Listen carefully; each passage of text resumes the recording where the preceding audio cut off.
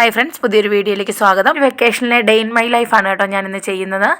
എല്ലാ ദിവസവും ഒരുപോലെയൊന്നും അല്ല പണികൾ നടക്കുന്നത്. കാരണമൊക്കെ പച്ചക്കറിയുടെയും അല്ലെങ്കിൽ ഏലത്തിൻ്റെയൊക്കെ പണികളൊക്കെ നടക്കുന്നതുകൊണ്ട് വ്യത്യസ്തമായാണ് എൻ്റെ ദിവസങ്ങൾ ഓരോന്ന് പോകുന്നത്. എന്നാലും ഇന്നത്തെ ദിവസം എങ്ങനെയാണെന്നാണ് ഞാൻ കാണിക്കുന്നത്. രാവിലെ ഒരു 5:15 5:30 തന്നെ ഞാൻ എഴുന്നേക്കും. നമസ്കാരം എല്ലാം കഴിഞ്ഞ് കാക്കൂന് ചോറ് കൊടുത്തു വിടണം എന്നും. അതുകൊണ്ട് തന്നെ ചോറും കറിയൊക്കെ ആക്കി പെട്ടെന്ന് തന്നെ കൊടുത്തു വിടും. ആ ഭാഗങ്ങളൊന്നും വീഡിയോ എടുക്കാൻ നിന്നില്ല. കാരണം വളരെ തിരക്കിട്ടാണ് പണികളെല്ലാം നീക്കി ചോറൊക്കെ കൊതിഞ്ഞ് കട്ടി കൊടുത്തു വിടുന്നത്. ഒറ്റയ്ക്ക് എല്ലാം കൊണ്ടും പറ്റത്തില്ല. വീഡിയോ എടുക്കണം, അല്ലെങ്കിൽ ചോറും കറിയൊക്കെ ആക്കണം. അത് പോകാനുള്ള സമയത്തെ ബാധിക്കും. അതുകൊണ്ട് തന്നെ ആ ഭാഗമൊന്നും ഞാൻ എടുത്തിട്ടില്ല. അത് കഴിഞ്ഞ് ഞാനൊരു 6:30 7 മണിയോടുകൂടി മുറ്റത്തിറങ്ങും. ഒരുപാട് ചെടികളും പച്ചക്കറികളും ഒക്കെ ഉണ്ടായിരുന്നു, അതെല്ലാം പോയി. അപ്പോൾ ഉള്ളതൊക്കെ ഒന്ന് നിരീക്ഷിക്കും. താണ്ട് ഇപ്പോൾ ഇവിടെ മെയിനായിട്ടുള്ളത് കശുവണ്ടി പറക്കാണ്. രാവിലെ കുറച്ച് വീണ് കിടക്കും. മാമ്പഴമൊക്കെ അണ്ണാനും വവ്വാലും ഒക്കെ ചപ്പിയാണ് താഴോട്ടിട്ടേക്കുന്നത്. അതുകൊണ്ട് തന്നെ അതിൻ്റെ കായൊക്കെ പെറുക്കും. ഇന്ന് ഞാൻ പെരയുടെ മുകളിൽ കയറി നോക്കിയതാട്ടോ കശുമാമ്പഴം ഒന്ന് കാണിക്കാൻ വേണ്ടിയിട്ട്. അപ്പോഴാണ് ഇവിടെ ഇരട്ട കശുമാമ്പഴം നിന്നത്. ഞാൻ ചെറിയൊരു റോസ് മണ്ടേ കിടപ്പുണ്ടായിരുന്നു, അത് വെച്ചൊന്ന് തട്ടി താഴോട്ടിട്ടിട്ടുണ്ട്.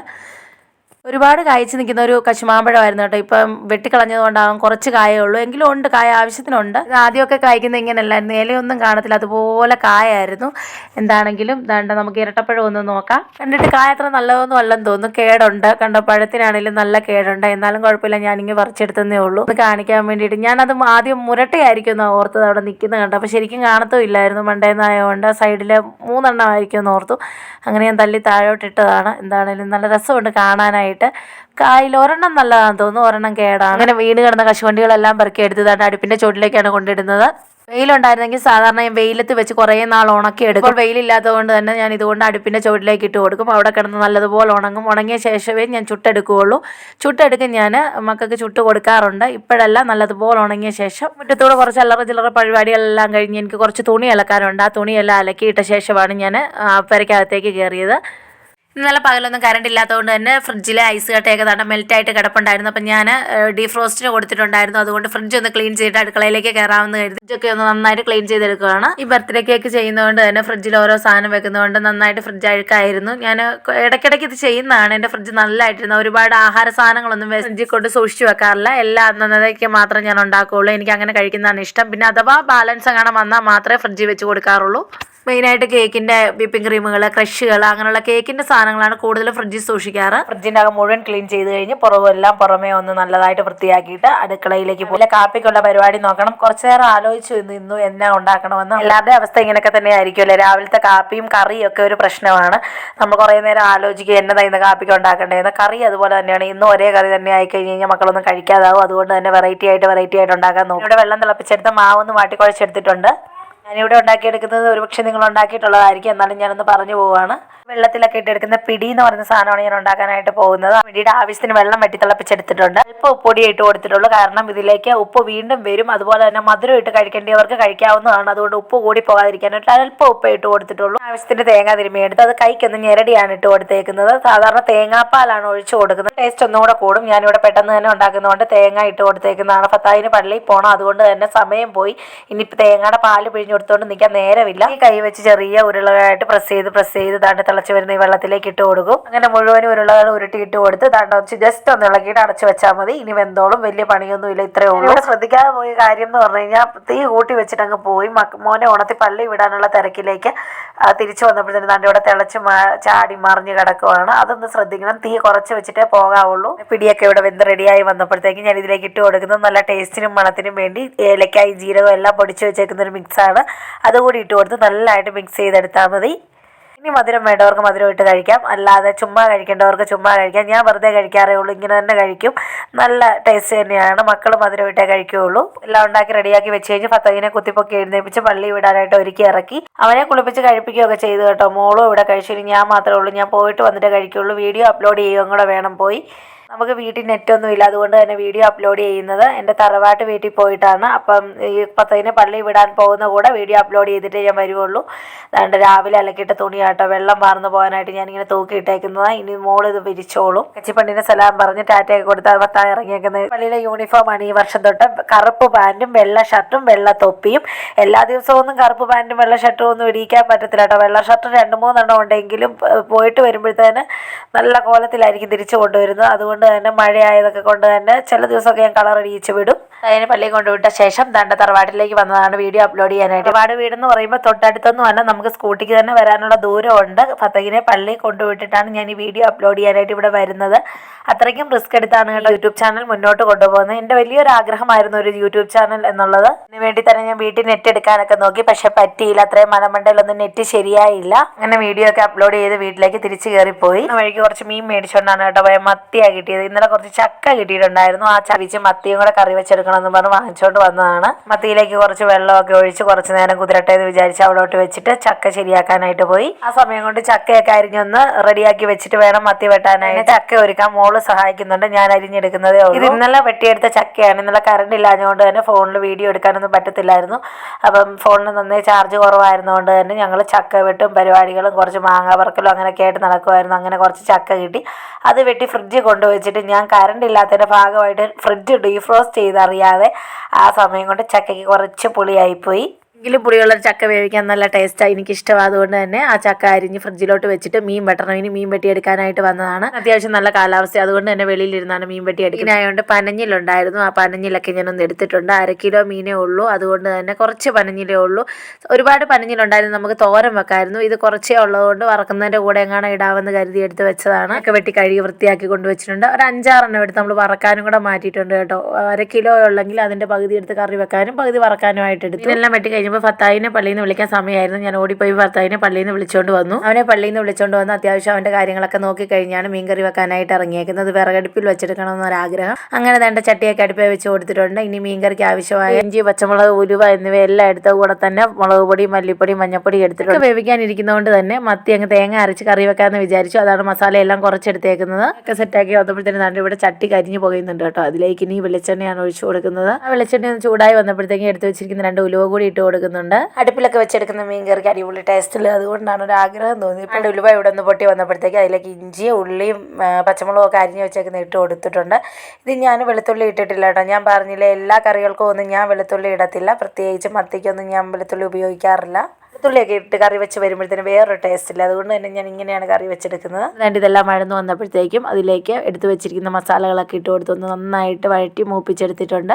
ആ പച്ചമണമൊക്കെ മാറുമ്പോഴത്തേക്ക് അതിലേക്ക് ആവശ്യമായ വെള്ളം ഒഴിച്ചു കൊടുക്കുന്നുണ്ട്. പച്ചമുളകും ഇഞ്ചിയൊക്കെ വഴന്ന് പകുതിയാകുമ്പോൾ ഒരു തക്കാളിക്ക് അരിഞ്ഞു കൊടുക്കണമെന്ന് പറഞ്ഞ് നിന്നതാണ് കേട്ടോ. മറന്നുപോയി. അപ്പോൾ എന്തായാലും മറന്നുപോയതല്ലേ, ഇനിയിപ്പോൾ അത് ഇടുന്നില്ല കേട്ടോ. ഒരു തക്കാളി ഇടാൻ മറന്നുപോയതല്ലെങ്കിൽ ഒരു മാങ്ങ ഇട്ട് കറി വെക്കാമെന്ന് വിചാരിച്ചു. മത്തി ആയതുകൊണ്ട് മാങ്ങയൊക്കെ ഇട്ട് തേങ്ങ അരച്ച് കറി വെക്കുമ്പോൾ അടിപൊളി ടേസ്റ്റ് ആയിരിക്കും. അതുകൊണ്ട് തന്നെ ഇവിടെ കിട്ടിയേക്കുന്ന ഒരു കിളിച്ചുണ്ടൻ മാങ്ങയാണ്. മക്കൾ ആരോ എറിഞ്ഞ് പറിച്ചെടുത്തതാണ് കേട്ടോ. അടിപൊളിയായിട്ട് അതൊന്ന് ചെത്തി മുറിച്ചെടുത്ത് അതാണ്ട് കറിയിലേക്ക് ഇട്ട് കൊടുത്തിട്ടുണ്ട്. ഇനി ഇതൊന്ന് തിളച്ച് വരണം. തിളച്ച് വരുമ്പോഴത്തേക്കും ആവശ്യത്തിന് ഉപ്പ് കൂടി ചേർത്ത് കൊടുക്കണം. ഇതിലേക്ക് മീൻ കഷ്ണങ്ങളൊക്കെ മുറിച്ച് വെച്ചേക്കുന്നത് കൂടി ഇട്ട് കൊടുത്ത് ഒന്ന് അടച്ച് വെച്ചാൽ മതി. അപ്പോഴത്തേക്ക് വെന്ത് കിട്ടും. ഈ വെന്ത് കിട്ടുന്ന സമയം കൊണ്ട് തേങ്ങയൊക്കെ അരച്ച് സെറ്റാക്കി എടുക്കണം. അതിനിവിടെ തേങ്ങ മാത്രമേ അരച്ചെടുക്കുന്നുള്ളൂ. തേങ്ങയുടെ കൂടെ വേറെ ഒന്നും ചേർക്കുന്നില്ല. 4-5 ചുവന്നുള്ളി കൂടി ചേർത്ത് കൊടുക്കാവുന്നതാണ്. ഇനി നല്ലതുപോലെ ഒന്ന് അരച്ചെടുക്കണം. നല്ലതുപോലെ എന്ന് പറയുമ്പോഴത്തേനും ഒരു തരി പോലും ഇല്ലാതെ നല്ല രീതിയിൽ ഞാൻ അരച്ചെടുക്കും. അവിടെ അരപ്പൊക്കെ മാറ്റി വെച്ചിട്ടുണ്ട്. ഇനി വറക്കാനായിട്ട് ഒരു 4-5 മീൻ എടുത്തിട്ടുണ്ടായിരുന്നു. അതിലേക്ക് മുളക് പൊടി, മഞ്ഞൾപ്പൊടിയും കുരുമുളക് പൊടിയും ഉപ്പും എല്ലാം കൂടെ ആവശ്യത്തിന് ഇട്ട് കൊടുത്ത് നല്ലതുപോലെ ഒന്ന് തിരുമിയെടുക്കണം.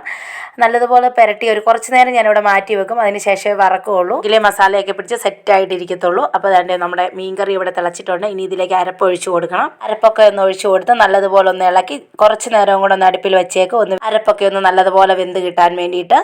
അങ്ങനെ കറിയൊക്കെ നല്ലതുപോലെ വെന്ത് തിളച്ച് പറ്റി വന്നിട്ടുണ്ട്. ഇനി ഇതിലേക്ക് 2 കറിവേപ്പില കൂടി ഇട്ട് കൊടുക്കുന്നുണ്ട്. ഇനി അല്പം വെളിച്ചെണ്ണ കൂടി ഒന്ന് ചുറ്റിച്ച് കൊടുക്കണം. ഒരുപാട് വെളിച്ചെണ്ണയൊന്നും ഒഴിക്കേണ്ട. നേരത്തെ കറി വെക്കുമ്പോൾ തന്നെ വെളിച്ചെണ്ണ ഒഴിച്ചാണ് വഴറ്റിയതൊക്കെ. അതുകൊണ്ട് തന്നെ ഒരല്പം വെളിച്ചെണ്ണ ഒഴിച്ചു കൊടുത്താൽ മതി. ഇനി മീൻ കറിക്ക് നല്ല മണവും രുചിയൊക്കെ കിട്ടുവാൻ വേണ്ടിയിട്ട് അല്പം ഉലുവ പൊടിച്ചത് കൂടി ഇട്ട് കൊടുത്ത് അടുപ്പിൽ നിന്നും വാങ്ങി വെക്കാം. അടിപൊളിയായിട്ട് മാങ്ങയൊക്കെ ഇട്ട് വെച്ച് തേങ്ങ അരച്ച മത്തിക്കറി ഇവിടെ റെഡിയാണ്. നിങ്ങൾക്ക് ഇഷ്ടപ്പെട്ടാൽ ഈ റെസിപ്പി ഒന്ന് ഫോളോ ചെയ്യാൻ. രാത്രിയോട്ടെ ഐസ് കട്ടയും മരവിച്ചിരിക്കുന്ന ചക്കയാണ്. പാവം, അതിനെ ഇനി ഒന്ന് വേവിച്ചെടുക്കണം. കറി അടുപ്പിൽ വെച്ചുകൊണ്ട് തന്നെ എനിക്കൊരാഗ്രഹം. ഞാൻ വെയിറ്റ് ചെയ്തു ഇവിടെ അടുപ്പിൽ തന്നെ ചക്കയും വേവിച്ചെടുക്കാനായിട്ട്. അതിനൊക്കെയുള്ള അരപ്പൊക്കെ മുൻപിലുള്ള വീഡിയോകളിൽ ഞാൻ പറഞ്ഞു പോയിട്ടുള്ളതാണ്. എന്നാലും ഒന്നുകൂടി പറയാം. തേങ്ങ, മഞ്ഞപ്പൊടി, 4 കാന്താരി, 2 അല്ലി വെളുത്തുള്ളി, 2 ചുവന്നുള്ളി, അല്പം ചെറിയ ജീരകം, 1 തണ്ട് കറിവേപ്പില എന്നിവയെല്ലാം കൂടിയിട്ട് ചതച്ചെടുക്കണം. വെന്ത് വന്ന ചക്കയിലേക്ക് ആവശ്യത്തിന് ഉപ്പ് കൂടി ചേർത്ത് ഒന്ന് വേവാനായിട്ട് വെച്ച് കൊടുക്കണം. ഞാനിവിടെ കഷ്ടപ്പെട്ട അടുക്കളയിൽ ഓരോന്ന് ചെയ്തുകൊണ്ടിരിക്കുമ്പോൾ ഭയങ്കരമായ ഒച്ച കേട്ടിയ തിരിഞ്ഞ് നോക്കിയത് കേട്ടോ. എന്ത് പറ്റിയെന്ന് അറിയാനായിട്ട്. പാവത്തിൻ്റെ സൈക്കിളിന് എന്തോ പറ്റി. ഈ വെക്കേഷൻ മുഴുവനും അവൻ ഇതിൽ തീർത്തേക്കുന്നതാണ്. വെക്കേഷൻ വെക്കേഷനും കഴിഞ്ഞു, അവൻ്റെ സൈക്കിളിൻ്റെ പണിയും കഴിഞ്ഞിട്ടുണ്ട്. അങ്ങനെ ദാണ്ട് അരപ്പൊക്കെ ആവി കയറി വെന്ത് ദാണ്ട് ചക്ക ഇവിടെ തുടുപ്പെടുത്ത് കുഴച്ച് റെഡിയാക്കിയിട്ടുണ്ട് കേട്ടോ. ഇനി മീൻ വറക്കായിട്ടിട്ടുണ്ടായിരുന്നു. ആ മീനൊക്കെ ഒന്ന് വറുത്ത് സെറ്റായിട്ട് വന്നിട്ടുണ്ട്. മീൻ വറുത്തതിൻ്റെ മണവും കൂടെ വന്നപ്പോൾ തന്നെ ഫത്തായിനൊന്നും വിശന്നിട്ട് ഒരു നിവൃത്തിയില്ലായിരുന്നു. ഇങ്ങനെ ഉച്ചയോട് ഇവിടെ റെഡി ആയിട്ടുണ്ട്. ചക്ക വേവിച്ചതും ചോറും കൂടെ കഴിക്കാൻ നല്ല ടേസ്റ്റാണ്. എനിക്കിഷ്ടമാണ് ഇങ്ങനെ കഴിക്കാനായിട്ട്. ദാണ്ട് ഫത്താവ് ഇവിടെ കഴിക്കത്തില്ല കേട്ടോ, അവന് ചക്ക മാത്രം മതിയെന്ന് പറഞ്ഞു. കൂടുതലായിട്ടും ചക്കയും മീൻകറിയും തന്നെയാണ് കഴിക്കുന്നത്. എന്നാൽ ഇവിടെ ഇന്നൊരു പൂതി തോന്നി. മോള് കൂടുതലും ഇങ്ങനെയാണ് കേട്ടോ കഴിക്കുന്നത്. അവൾക്ക് ചക്ക വേവിച്ചതിൻ്റെ കൂടെ ചോറുകൂടി വേണം. ഞങ്ങളൊക്കെ ചക്ക വേവിച്ചതും മീൻകറിയും മാത്രമായിട്ട് കഴിക്കും. അങ്ങനെ ഇവിടെ ചക്ക വേവിച്ചതും ചോറും മീൻകറിയും മാങ്ങ അച്ചാറും കാക്കുവിന് ചോറിന് കൊടുത്തു വിടാനായിട്ട് ഉരുളക്കിഴങ്ങ് മെഴുക്കുവരട്ടി വെച്ചിട്ടുണ്ടായിരുന്നു. അതെല്ലാം കൂടെ ഉണ്ടായിരുന്നു. അടിപൊളിയായിട്ട് ഊണൊക്കെ കഴിഞ്ഞിട്ടുണ്ട്. മക്കൾക്ക് 2 പേർക്കും ഇഷ്ടപ്പെട്ടെന്നാണ് പറഞ്ഞത്. ഫത്തായിന് ഒരുപാട് ഇഷ്ടപ്പെട്ട, അടിപൊളിയാണെന്നാണ് പറഞ്ഞത്. ഇനി ലുഹറൊക്കെ നമസ്കരിച്ച് കഴിഞ്ഞ് കുറച്ച് നേരം ഒന്ന് കിടക്കും. ആ സമയത്താണ് ഞാൻ വീഡിയോ എഡിറ്റ് ചെയ്യുന്നതൊക്കെ. കുറച്ച് ഭാഗം എഡിറ്റ് ചെയ്ത് വെക്കും, ബാക്കി സമയം കിട്ടുന്ന പോലെ എഡിറ്റ് ചെയ്യും. അതൊക്കെ കഴിഞ്ഞൊരു കുളിയൊക്കെ കഴിഞ്ഞിട്ട് വന്നിട്ടാണ് 4 മണിയുടെ പരിപാടികൾ തുടങ്ങുന്നത്. എല്ലാവരും ഭക്ഷണം കഴിച്ചിട്ട് വന്നെങ്കിലും ഫത്തായിന് ഭക്ഷണം കഴിക്കാൻ ഭയങ്കര താമസം കേട്ടോ. അവൻ ഞാൻ പാത്രം എല്ലാം കഴുകി കഴിഞ്ഞാണ് ഭക്ഷണം കഴിച്ച് വന്നത്. ഇനി ഇത് 5 മണി കഴിഞ്ഞിട്ട് മക്കൾക്ക് വിശക്കുന്നെന്ന് പറഞ്ഞപ്പോൾ ചക്കയൊക്കെ തീർന്നായിരുന്നു. കുറച്ചേ ഉള്ളൂ, ഇനി കാക്കുവിന് വേണ്ടി വെച്ചിരിക്കുന്നതേ ഉള്ളൂ. അവർക്ക് ഞാനൊരു അട ഉണ്ടാക്കി കൊടുക്കാമെന്ന് വിചാരിച്ചു. പണ്ടൊക്കെ ഞങ്ങളുടെ വീട്ടിൽ സ്ഥിരം ഉണ്ടായിരുന്നു കേട്ടോ. ഇപ്പോഴൊക്കെ ഉണ്ടാക്കുള്ളൂ കേട്ടോ. ഞാൻ കുറച്ച് ഗോതമ്പ് മാവ് എടുത്ത് അതിലേക്ക് ആവശ്യത്തിന് ഉപ്പ് കൂടി ചേർത്ത് കൊടുത്ത് നല്ല പച്ചവെള്ളത്തിലൊന്ന് കുഴച്ചെടുക്കും. കുഴച്ചെടുക്കുന്ന മിക്സ് നന്നായിട്ടൊന്ന് വെള്ളമായി നിൽക്കുന്ന രീതിയിലാണ് കുഴച്ചെടുക്കുന്നത്. മാവ് കുഴയ്ക്കുമ്പോൾ തന്നെ കുറച്ച് തേങ്ങയും കൂടെ മിക്സ് ചെയ്ത് നന്നായിട്ടൊന്ന് കുഴച്ചെടുക്കും. തേങ്ങയുടെ കൂടെ പഞ്ചസാരയോ ശർക്കരയോ ഒക്കെ വേണമെങ്കിൽ വെച്ച് കുഴച്ചെടുക്കാം കേട്ടോ. ഞാനിവിടെ ഒന്നും തന്നെ ഇടുന്നില്ല. ഇനി ഇത് ദോശക്കല്ലേ വെച്ചാണ് ചുട്ടെടുക്കുന്നത്. ദോശക്കല്ലേ വെച്ച് അട ചുട്ടെടുത്ത് കഴിഞ്ഞാൽ പിന്നെ ദോശ ചുട്ട് വരുമ്പോൾ പറയല്ലെന്നുള്ള ടെൻഷനൊന്നും വേണ്ട. വീട്ടിൽ മുട്ട പൊരിക്കേണ്ട ആവശ്യം വരുമ്പോൾ അത് ദോശക്കല്ലേ വെച്ച് പൊരിച്ചെടുത്താൽ മതി. അപ്പോഴത്തേന് ദോശ ചുടുമ്പോഴത്തേന് നന്നായിട്ട് തന്നെ ഇളകി വന്നോളും. അതല്ലെങ്കിൽ ദോശ ചുടുന്നതിന് മുമ്പായിട്ട് ഒരു മുട്ട എടുത്ത് ചിക്കി ഒന്ന് മാറ്റി കഴിഞ്ഞ് കഴിഞ്ഞാലും പിന്നെ ദോശ ചുടുമ്പോൾ ശരിയായിക്കോളും. അട ചുട്ടെടുക്കുന്നതിന് തൊട്ട് മുമ്പായിട്ട് കുറച്ച് വെളിച്ചെണ്ണയൊക്കെ ഒഴിച്ച് ദോശക്കല്ലൊന്ന് സെറ്റാക്കി എടുത്തിട്ടുണ്ട്. ഇനി ഇതാണ്ട് അട ചുട്ടെടുക്കാനുള്ള ആവശ്യത്തിനുള്ള മാവ് വെച്ച് നമ്മുടെ കൈവിരൽ മാവിനായി പതിഞ്ഞ് കിട്ടുന്ന രീതിയിലാണ് ഈ അട ചുട്ടെടുക്കുന്നത്. ഞാൻ പറഞ്ഞില്ലേ വീട്ടിൽ അട ചുടുമായിരുന്നു. അപ്പം അമ്മച്ചിയുടെ കയ്യിലെ ആ കൈവിരലൊക്കെ പതിഞ്ഞ് അട തിന്നാനായിട്ട് ഒരുപാട് ഇഷ്ടമായിരുന്നു ഞങ്ങൾക്ക്. ഞാനിങ്ങനെ അട കിട്ടുമ്പോൾ നോക്കും കേട്ടോ എത്ര കൈവിരൽ പതിഞ്ഞിരിപ്പുണ്ടെന്നൊക്കെ. പറഞ്ഞാൽ അമ്മച്ചി പരത്തുന്ന പോലെ എനിക്ക് പരത്താൻ അറിയത്തില്ല. ഞാൻ അമ്മച്ചി നല്ല വലിപ്പത്തിലെ ദോശക്കല്ല് നിറയെ പരത്തിയെടുക്കുമായിരുന്നു. എന്താണെന്നറിയില്ല കേട്ടോ, ഞാൻ പരത്തിയിട്ട് അത്രയും പരന്നില്ല. പിന്നെ എൻ്റെ കൈ പൊള്ളാനും തുടങ്ങിയായിരുന്നു. മാവിന് ചൂട് വെച്ച് ആ ഒരു ദോശക്കല്ലിലെ ചൂട് കയ്യിലേക്ക് തട്ടാൻ തുടങ്ങി. അപ്പോഴാണ് ഞാൻ നിർത്തിയത്. ഇനി 2 സൈഡിനും അല്പം നെയ്യ് തേച്ച് കൊടുത്ത് അങ്ങോട്ടും ഇങ്ങോട്ടും തിരിച്ചും മറിച്ചിട്ട് മൂപ്പിച്ചെടുക്കണം. ആദ്യം ചുട്ട അട ഇവിടെ കാക്ക കൊണ്ടുപോയി കേട്ടോ. ഫത്താവ് തൊട്ട് താഴെ വന്ന് നിൽക്കുമായിരുന്നു. വീഡിയോ ഒക്കെ ഓഫായി പോയിരുന്നു. അപ്പോഴത്തേക്ക് അവൻ എന്നോട് പറഞ്ഞു എനിക്ക് അട വിശന്നിട്ട് വൈകുന്നു പറഞ്ഞ് ബഹളം വെച്ചു. അതുകൊണ്ട് തന്നെ ഞാൻ അവന് കൊടുത്തു. അങ്ങനെ ഇത്രത്തോളം മൂത്ത് കിട്ടണം. അപ്പോഴാണ് അടയ്ക്ക് നല്ല ടേസ്റ്റ് ഉണ്ടാവുക. നെയ്യ് ഇടണമെന്നില്ല, വെളിച്ചെണ്ണയാണെങ്കിലും തൂത്തൊന്ന് മുരിച്ചെടുത്താൽ മതി. ഇങ്ങനെ ഗോൾഡൻ കളർ വരണം, അപ്പോഴാണ് സെറ്റപ്പായിട്ട് അട റെഡിയായിട്ട് കിട്ടുന്നത്. അങ്ങനെ മുഴുവൻ അടകളും ഞാനിവിടെ ചുട്ടെടുത്തിട്ടുണ്ട് കേട്ടോ. എല്ലാം കൂടെ കാണിച്ചുകൊണ്ട് നിന്ന് കഴിഞ്ഞാൽ വീഡിയോയ്ക്ക് ഒരുപാട് ലെങ്ത് ആയിപ്പോകും. അങ്ങനെ വേണ്ട അടയുടെ കൂടെ ഒരു കടുങ്കാപ്പിയൊക്കെ ഇട്ട് അടയൊക്കെ കഴിക്കുവാണ്. അമ്മച്ചി ഉണ്ടാക്കുന്ന ആ പഴയ അടയുടെ ടേസ്റ്റ് എനിക്ക് കിട്ടിയില്ല കേട്ടോ. ഇനിയിപ്പോൾ അമ്മമാരുടെ കൈപ്പുണ്യം എന്ന് പറഞ്ഞാൽ വേറൊന്നല്ലേ, അതുകൊണ്ടായിരിക്കാം. മക്കൾ പറയുന്നത് നല്ലതാണ്, പക്ഷെ അവർക്കറിയില്ലല്ലോ എൻ്റെ അമ്മച്ചി ഉണ്ടാക്കുന്ന അടയുടെ ആ എളിമയുടെ രുചി. ഇതെല്ലാം കഴിഞ്ഞ് മഗ്‌രിബൊക്കെ നമസ്കരിച്ച് കുറേ ഓതാനൊക്കെ ഉണ്ടായിരുന്നതൊക്കെ കഴിഞ്ഞ് വന്ന് ഫത്തഹിനെ പഠിപ്പിക്കുന്നതിൻ്റെ ഒരു വലിയ ടാസ്ക്കാണ് കേട്ടോ. ഫത്തഹ് പള്ളിയിൽ നിന്ന് പഠിപ്പിക്കുന്നത് അപ്പാടെ കാണാപ്പാടം പഠിപ്പിച്ച് വെക്കും. എന്നിട്ട് വീട്ടിൽ വന്നിട്ട് അതേപടി ചൊല്ലും. അതുകൊണ്ട് തന്നെ ഞാൻ എന്നാ ചെയ്തു, അടുത്തൊരു പേജ് എടുത്തു. ഏറ്റവും പുറകിൽ നിന്നൊരു പേജ് എടുത്തിട്ട് വായിക്കാൻ പറഞ്ഞു. അക്ഷരങ്ങൾ അവനറിയാം, പക്ഷേ ഇങ്ങനെ കാണാപ്പാടം വെച്ച് പഠിച്ചതുകൊണ്ട് അവൻ വന്ന് അങ്ങനെ വായിക്കുന്നതാണ്. എടുത്തു കൊടുത്ത പേജ് അവന് അത്യാവശ്യം വായിക്കുന്നുണ്ട്. 1/2 ക്ലാസ്സിലാണ് പഠിക്കുന്നത്, UKG. നമ്മൾ സ്കൂളിലൊക്കെ UKG എന്ന് പറയും, പള്ളിയിൽ 1/2 ക്ലാസ് എന്നാണ് പറയുന്നത്. 1/2 ക്ലാസ്സിലാണ് അവൻ പഠിക്കുന്നത്. അപ്പോൾ ഒരു 1/2 ക്ലാസ്സുകാരൻ വായിക്കേണ്ട അത്യാവശ്യം കാര്യങ്ങൾ അവൻ വായിച്ചെടുക്കും, പക്ഷേ അഭ്യാസമാണ് കൈ കൂടുതലും. അങ്ങനെ അവനെ വായിക്കാനുള്ളത് വായിപ്പിച്ചു, എഴുതാനുള്ളത് എഴുതിച്ചും ഒക്കെ കഴിഞ്ഞു. ഇനി നമ്മുടെ അത്താഴമാണ്. കാക്കു ഇന്ന് വരാനായിട്ട് കുറച്ച് താമസിക്കും. അതുകൊണ്ട് തന്നെ ഫുഡ് കഴിച്ച് കിടന്നോളാം. കാക്കുവിന് വേണ്ടി വെയിറ്റ് ചെയ്യേണ്ടാത്തതുകൊണ്ട് തന്നെ ഞങ്ങളെല്ലാവരും കൂടെ ഇരുന്ന് ഫുഡ് കഴിച്ചു. നമ്മുടെ ഉച്ചക്കത്തെ ഫുഡ് തന്നെയാണ് കേട്ടോ. ചക്ക വേവിച്ചതും മീൻ വറുത്തതും കറിയും ഒക്കെ തന്നെ. ഇവിടെ വൈകിട്ടത്തേക്ക് പ്രത്യേകിച്ച് ഒന്നും ഉണ്ടാക്കുകയൊന്നും വേണ്ട. ഉച്ചക്കത്തെ തന്നെ ഉണ്ടെങ്കിൽ അത് മതി. ഇല്ലെങ്കിൽ മാത്രം എന്തെങ്കിലും കറി വെക്കേണ്ടി വന്നാലേ ഉള്ളൂ. രാവിലത്തെ അപ്പത്തിന് വേണ്ടി രണ്ട് പച്ചരി കൂടി അരച്ച് വെച്ചിട്ട് വേണം കിടക്കാനായിട്ട്.